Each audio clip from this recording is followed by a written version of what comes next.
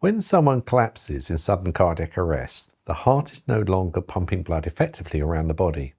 This can happen because the heart's electrical system has become disorganized.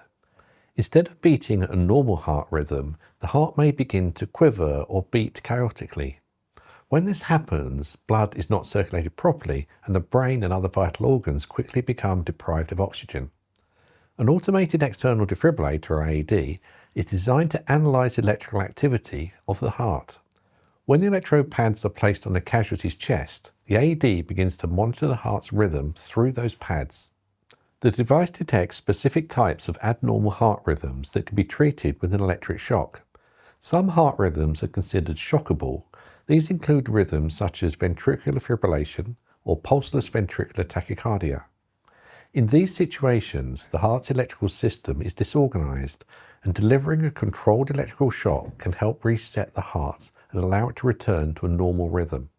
However, not every cardiac arrest rhythm can be treated with a shock. In some cases, the AED may analyze the heart rhythm and announce that no shock is advised. This does not mean that the device is malfunctioning. It simply means that the detected heart rhythm cannot be corrected with defibrillation. In these cases, continuing high-quality CPR is the most important action. During the analysis phase, it's very important that nobody touches the casualty.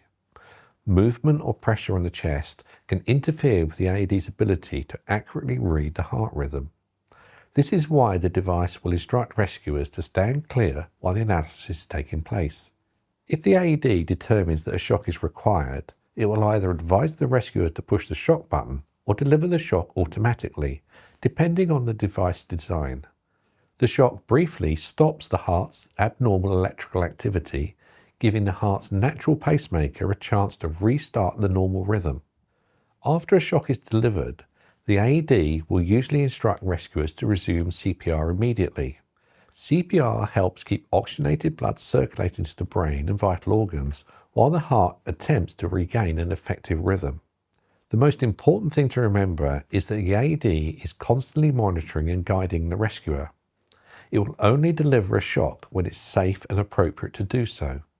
By following the device's prompts and continuing CPR as instructed, rescuers are giving the casualty the best possible chance of survival.